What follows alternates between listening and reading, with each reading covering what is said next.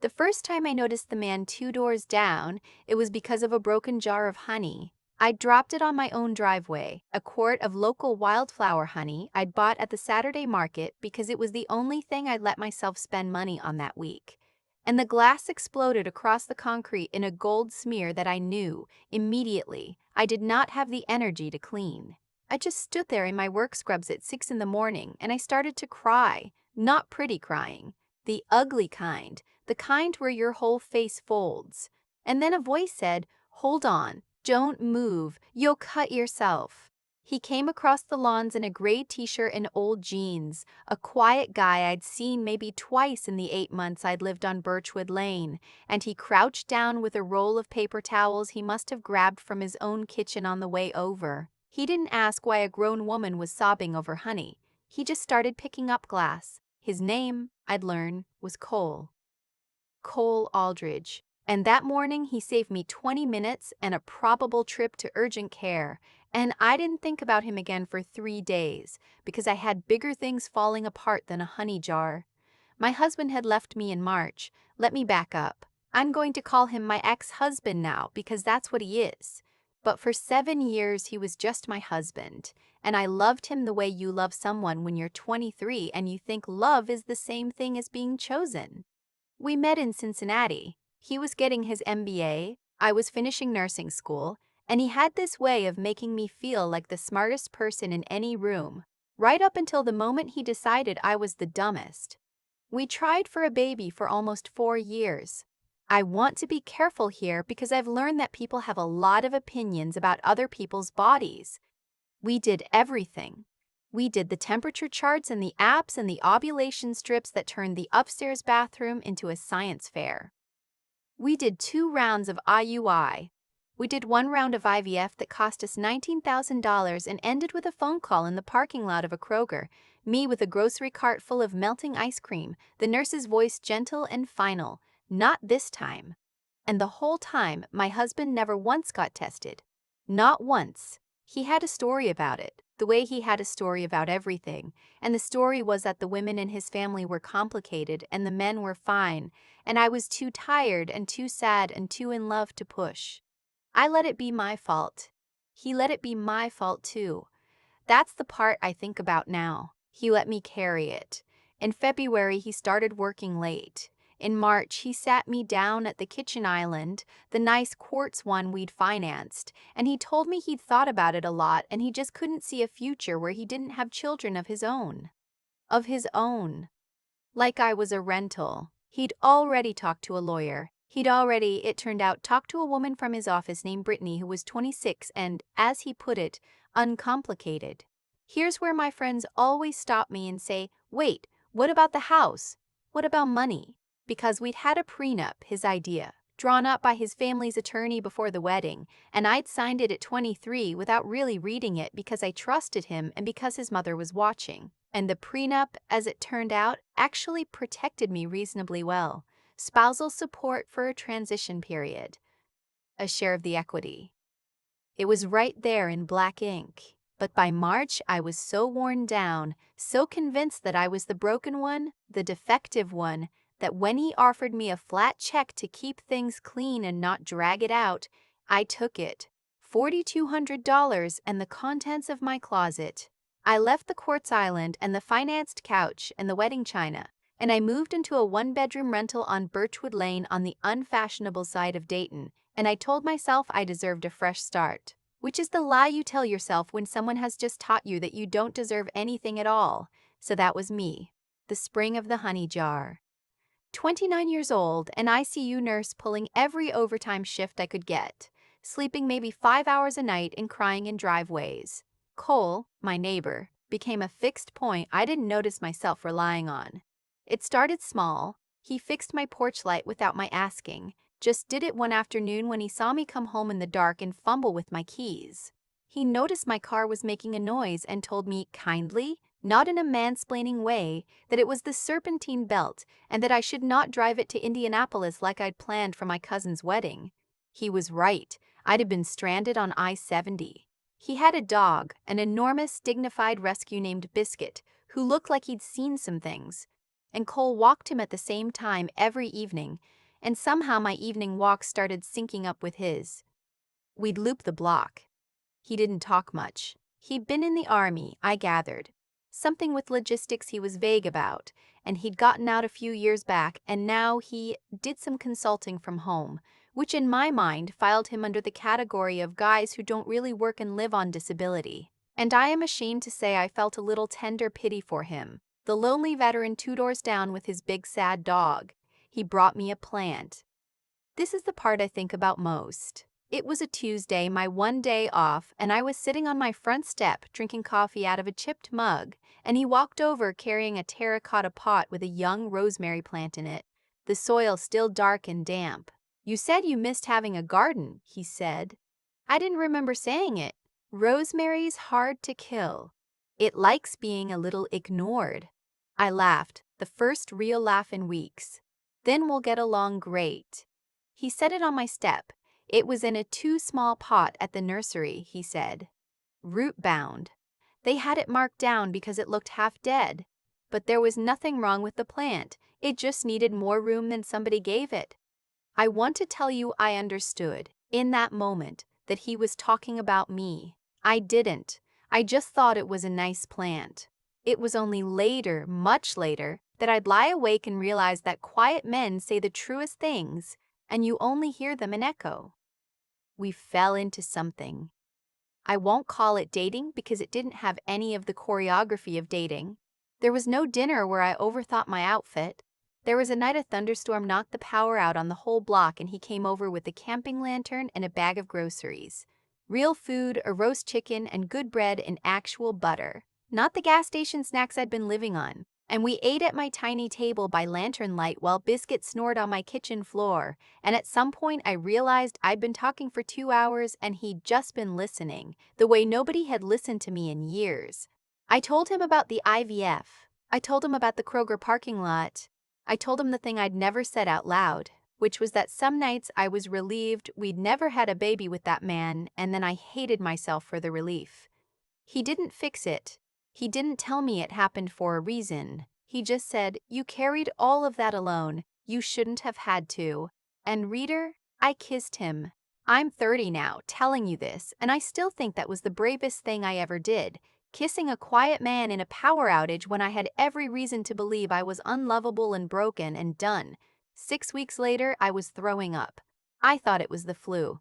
I was an ICU nurse. I should have known better. But my whole adult life had been built around the certainty that my body did not do this, could not do this, that this exact thing was the wound at the center of everything.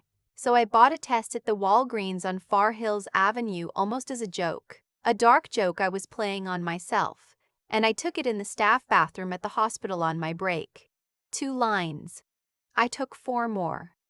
2 lines, 2 lines, 2 lines, 2 lines, 2 lines. I sat on the floor of that bathroom in my scrubs and I shook, because the thing they'd let me believe was my fault for 4 years, the thing that cost me my marriage, the thing I grieved like a death, it had never been me.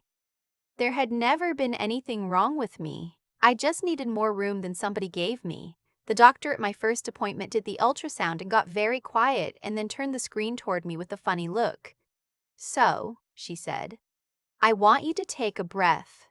Twins. 2 heartbeats, fast and stubborn, side by side." I called Cole from the parking lot, me in a parking lot again, but this time crying the good kind of crying. And I said, "I have to tell you something and you can run. I won't blame you. Men leave. I know men leave. I know men leave." And there was a silence on the line so long I thought he had already left. Then he said, "Stay there, I'm coming to you." He drove the whole way. He took my hand in the parking lot, and he said the thing that I will hear in my own head until the day I die. I have been waiting my entire life to be somebody's family. I'm not going anywhere. Now, here's where I have to tell you about the part of Cole that I didn't know. I'd never been to his house.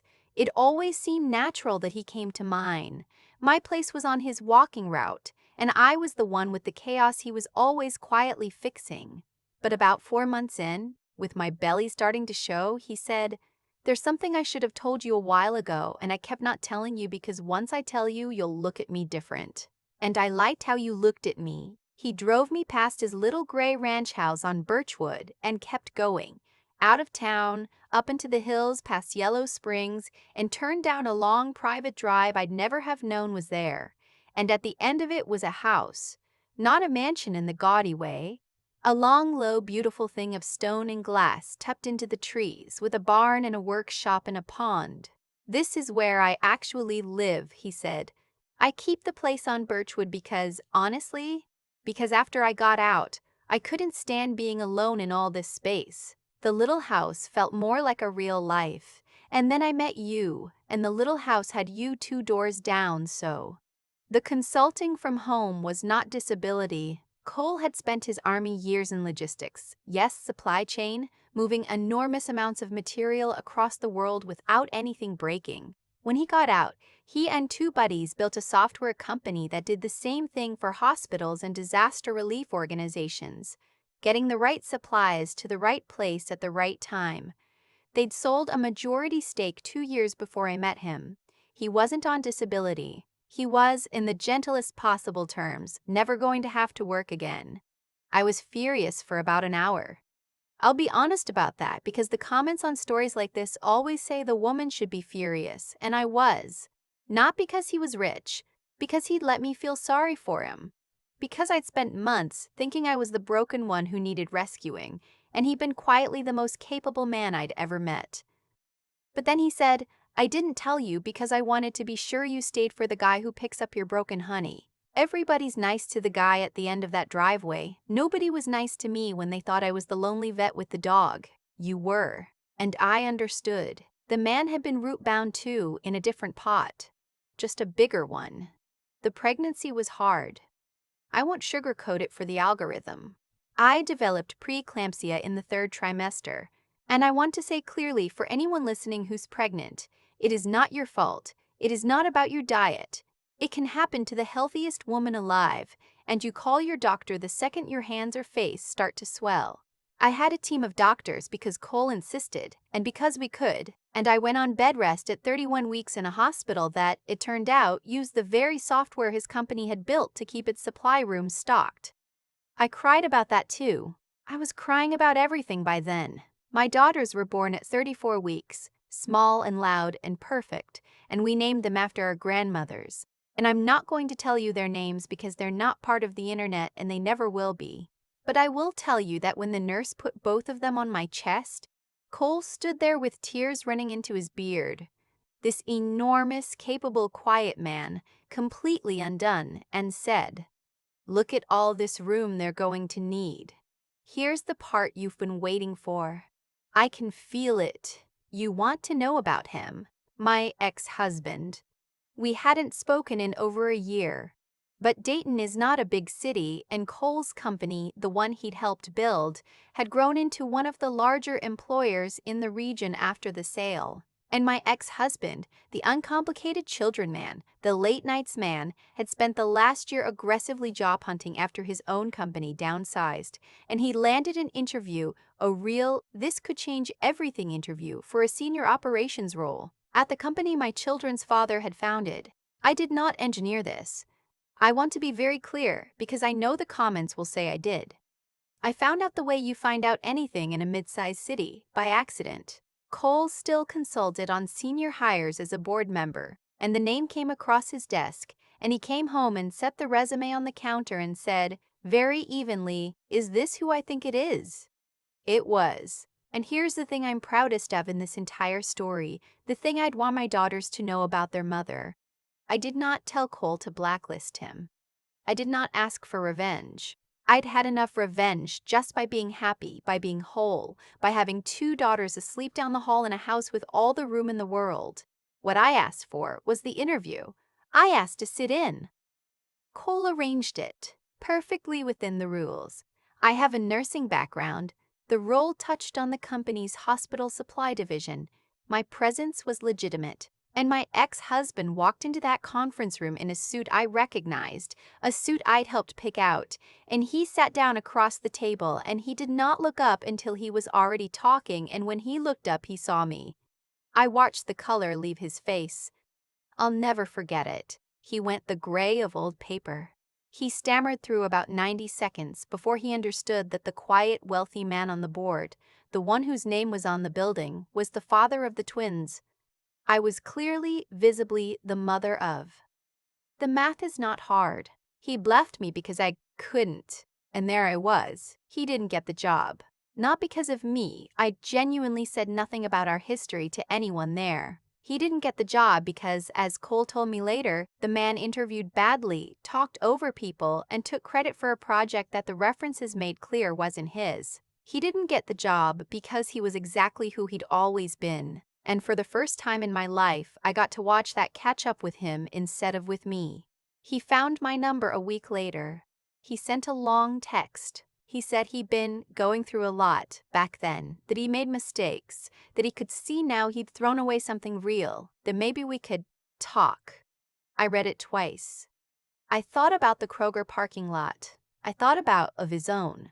I thought about $4,200 and the contents of my closet. And I texted back one line.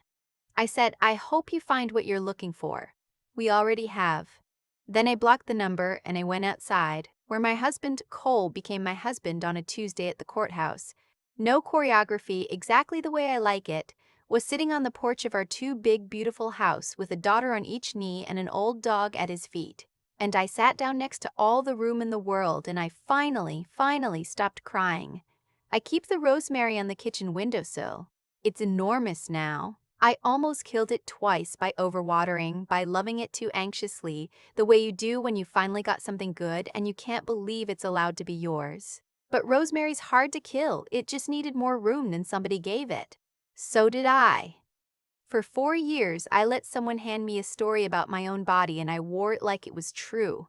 That's the part I keep turning over. Not the leaving, not even the $4,200. The fact that I agreed to be the broken one because saying so was easier than asking him to get tested. Easier than reading the prenup I'd signed at 23. Easier than believing I deserved more room than the pot I'd been planted in. What I learned, slowly, on those evening walks with Cole and that old dog Biscuit, is that nobody can shrink you without your signature on it somewhere. My ex didn't ruin me. I handed him the pen, and the moment I stopped handing it over, the moment I took the test in that Walgreens bathroom and let the truth be the truth, everything that came after had to follow from it. That's how it works. You can't build a real life on a lie you told about yourself, and you can't keep a happy ending out of a life that's finally honest. I think a lot about why Cole turned out to be the man he was, and it wasn't the money.